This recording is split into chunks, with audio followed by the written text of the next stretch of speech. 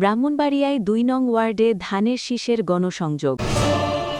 দেখছেন ডিজিটাল ব্রাহ্মণবাড়িয়া.com। আমরা স্বাধীনতা ও উন্নয়নে বিশ্বাসী। আসন্ন নির্বাচনকে সামনে রেখে ব্রাহ্মণবাড়িয়া পৌর শহরের ২ নং ওয়ার্ডে ধানের শীষ প্রতীকের পক্ষে ব্যাপক গণসংযোগ ও প্রচারণা চালিয়েছেন বিএনপি ও অঙ্গ সংগঠনের নেতাকর্মীরা। মঙ্গলবার ৪ ফেব্রুয়ারি সন্ধ্যা ৭টায় স্থানীয় বিএনপি নেতা খসরুজ্জামান বাপ্পির নেতৃত্বে এই গণসংযোগ অনুষ্ঠিত হয়।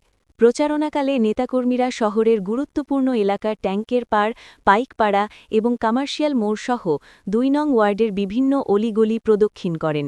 এ সময় তারা স্থানীয় ভোটারদের সঙ্গে কুশল বিনিময় করেন এবং ধানের শীষ প্রতীকে ভোট দিয়ে বিএনপি মনোনীত প্রার্থীকে জয়যুক্ত করার আহ্বান জানান।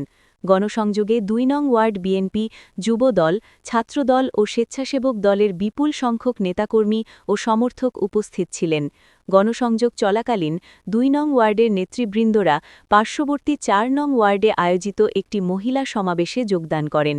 ৪ নং ওয়ার্ড বিএনপি অঙ্গ সংগঠনের উদ্যোগে আয়োজিত ওই সমাবেশে প্রধান অতিথি হিসেবে উপস্থিত ছিলেন ব্রাহ্মণবাড়িয়া ৩ আসনের বিএনপি মনোনীত সংসদ সদস্য পদপ্রার্থী ইঞ্জিনিয়ার খালেদ হোসেন মাহবুব শ্যামলের সহধর্মিণী সৈয়দা মাহফুজা আক্তার।